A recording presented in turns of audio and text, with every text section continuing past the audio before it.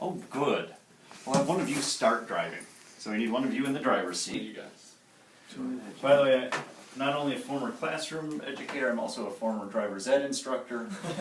So I'm trained in how to sit in the passenger seat and not touch the buttons. So plug in the device and hopefully it'll come up and even the indicators will work right this time. So is that giving it power and the connection? Yes. Okay. You're gonna need to use that board in front of you, the one with the logo on the cover that looks like this. Okay. So you wanna take Take it that off. cover off. I think that's the first time we had that cover off. Dust and computers do not like each other. Keep the console covered, extend its lifetime. There's a power button on the top right over there. But before we press that, I want to go over the layout. You have what I call fader handles. 60 of them. The top two rows, 20 and 1 through 40, are assignable to be channels or submasters. And if you take that rotary dial, you can say, okay, I want the first 40 handles to be channels 1 through 40. Click it down one, I want it to be 41 through 80. Click it down one, I want it to be 81 through 120. Click it down one more, I want them to all be submasters, 1 through 60. That's where I generally put it. Because channels are kind of weird, trying to assign them to the fader handles in the digital world. Then you have two fader handles parallel to each other with a load button above them, a stop back button below them, and a go button. This is your cue list, and in general those should both be in the upper position, so those should be slid up all the way. Do that? Mhm. Okay. Mm-hmm. The load button is how you can load a cue list onto the playback faders there. Those are called playback faders. And then the stop back button, the first time you press it, it stops the cue from playing. Second time you press it, it goes back to the previous cue, which is also stopped, and then you press it again, it goes back again, it doesn't stop what's already. And then go means go forward through the list.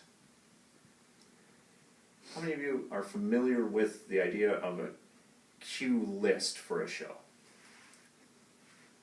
Can you describe what I'm talking about as far as cue list for those who didn't raise their hands? Well, in the old world, I understand that we're in a new world now. In the old world, we would program a variety of fixtures to come on at a specific time. We would assign that activity to a cue number. Mm-hmm. If we wanted to light up the left third of the stage using 4 or 5 different fixtures, we would program those fixtures as a group to come on at a certain speed, and then we would call that cue 20, Okay. and then record the cue. And then cue 21 would be the next scene, how you want the stage to look. And then cue 22 would be the next thing. And so a cue list is for pulling back these looks or scene sets in order. We have decimal options. Yes. Okay. Typically what we would usually do during a show was the first cue that was activated in Act 1, Scene 1 would be cue 11. Right. If there were multiple cues in Act 1, Scene 1, those would be differentiated by a decimal. So Okay. if we started with all the lights up in Act 1, Scene 1, that would be cue 11. If at some point during that scene, say there was a solo song, we wanted most of the lights to come down, and then we were going to supplement that with a spotlight, we would program most of those lights to come down at a certain speed, and then we would call that cue 11.1. Right. still in the same scene. That was just the pattern that we typically Right. used. This has We were in Act 2, Scene 3, then the series of cues that we would be using would be cue 23 right. and following. So in this world, you can do that. You can assign cue numbers, I believe, to the hundredths place. Even better. But I don't recommend doing that because really you're just putting a sequence together. And having the decimal points to go, oh, I need a blackout in between these two, is a useful way of going back and inserting things in between. But on your keyboard, you're going to find a next and a last button. And you can actually hit record next. And it'll automatically tell you that if you were on cue 22, the next cue is 23, and number for you. So you don't have to remember it all where you were. Just record them in order. And I'll show you how to do that.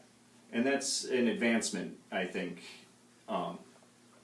in just the way the board works. In the old boards, you literally had to number it yourself. And so whatever numbering system you came up with was just fine. This adds a little more simplicity to it for the programmer, so that there's two aspects to the lighting. There's lighting design and there's lighting programming.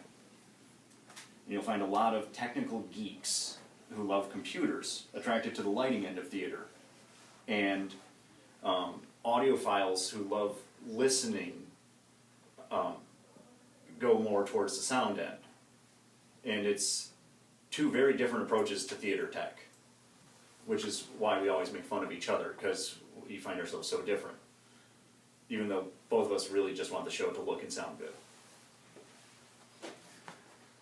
Over on the keyboard, the next group we have here are objects and actions.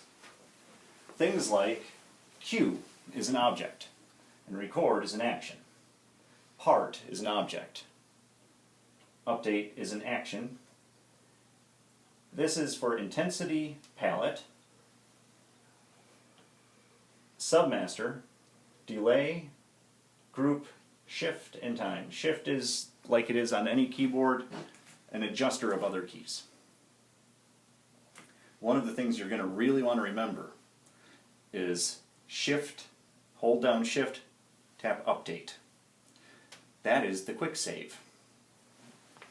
Every time you save on this computer, it creates a new file, because they're so small compared to the 500 gig hard drive. If you have completely messed something up and then hit save, there's archives going back all the times you've hit save, and you can go back to any one of them and go, you know, it really was better last Tuesday, and we've gone nowhere good with it since then. Okay, let's find one on last Tuesday. They're all date and time stamped? Yep, they're all stamped. Okay.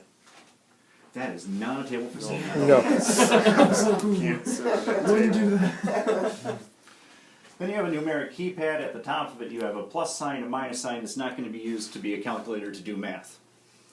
Plus means and, minus means except. Through means inclusive.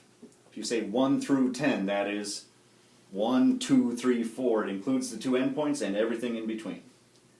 So with the plus and minus, you can do things like 1 and 100 through 125, except 116.